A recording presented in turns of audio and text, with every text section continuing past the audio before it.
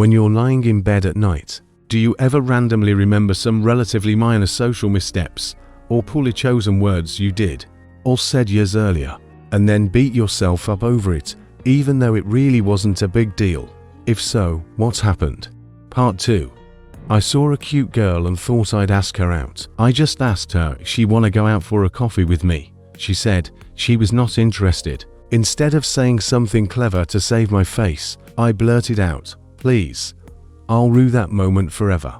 I've always been overweight my whole life, even as a little kid. Never really got made fun of for it though. This is the first, and probably the only time I got made fun of for it, to my face anyway. I was in 7th grade, and I was in a small classroom of about 8 people. This very thin girl held up her arm and made a comment about her arm fat. There was clearly nothing there. Her arm was a thin twig. I just kind of rolled my eyes in my mind. The teacher, a man around 35, told her, "You're not fat. Girls always think they're fat," something like that. He points around the class to each person repeating, "You're not fat, you're not fat, you're not fat," to everyone. He saved me for last, pointed at me, and didn't say anything. A couple people in class chuckled. Extremely inappropriate thing for the teacher to do, and I've never forgotten it. Bro, that teacher for sure lies awake nights cringing over this. I accidentally mixed up an inside joke with the wrong friend group, with disastrous results. Friend group number 1.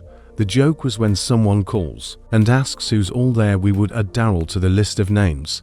Daryl wasn't a real person. The joke wasn't really funny and made no sense out of context, but I guess that's why it was an inside joke. Friend group number 2.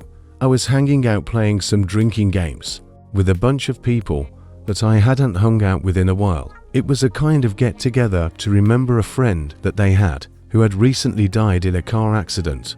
I didn't know him that well, but I was always down to party. Anyway, the phone rings, and the person who answered started listing off names, sorting my cards for another round of presidents and jerks. I offhandedly said, "Her and Daryl." It was the typical record scratch moment where everyone stopped and looked at me. Daryl was the name of the friend who had just died. This happened in 2002, and I still think about it all the time. Bruh, I can't even begin to pinpoint one event. I guess one thing is, when I was 11, I asked my teacher if I could go to the bathroom 3 times during class and told me no. And well, sure enough, I couldn't hold it any longer, and there's bullying for the next 6 months. Literally shakes me in bed about how I have never felt that low before. Somehow, I managed to live through it though. LOL. We all got flaws. Mine is a bladder that urinates prematurely. I was visiting my cousin about 4 months ago, and we didn't have the same greeting handshake. So it was like that really weird thing with your hands, where you end up in some super awkward handshake. Last night, I thought about this like 20 minutes and blamed myself. SMH, that was super unnecessary.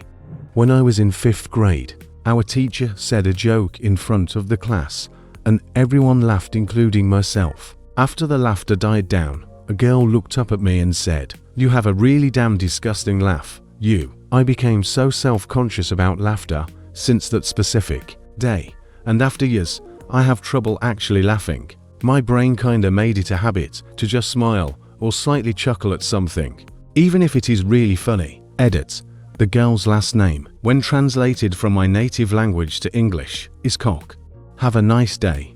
I was in the 4th grade, and it was Valentine's Day. I was the new kid in school, and this one boy had been picking on me all year. My 10-year-old self was very non-confrontational, so I wrote a paragraph on the back of his Nerd's Valentine explaining that I don't like it when he's mean to me, and I don't understand why he has to be. He couldn't read my handwriting and brought it to the teacher, who made me read it aloud to both of them. I think about that day every day of my life. He even ended up finding me online and contacting me to apologize a few years ago, but all I can think of is the cringe.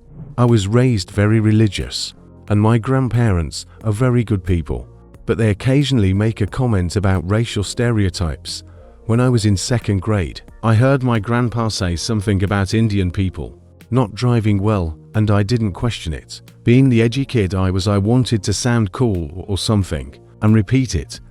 I did so by loudly answering a teacher's question in Sunday school with something containing the words "Asian people can't drive" immediately after I accidentally made eye contact with the Asian girl in my class, who was one of the kindest, sweetest people I've ever met. Even not realizing the gravity of my statement, I still saw the look on her face and felt awful. So yay, that keeps me up a lot. I went through a phase where I scolded people for reading Harry Potter because my parents told me it was evil. Lots of awkward situations because of that. I often lie in bed thinking about an obnoxious thing from grade 9. I wrote in someone's school yearbook, "I'm 38 years old." When I was 11, it was my first day at a new school, and all the other students were also new. The maths teacher started our first class by asking each of us about our education background, what school we came from, what they taught in our last year's maths class, etc. Just trying to get a general idea of what kind of students he was dealing with. Thing is, I was so nervous that I spaced out for a bit and got lost in my overthinking mind. So I didn't hear the teacher's questions to my classmates. When it got to my turn, the teacher just said, "Now tell me about you," assuming I understood what kind of information he was expecting.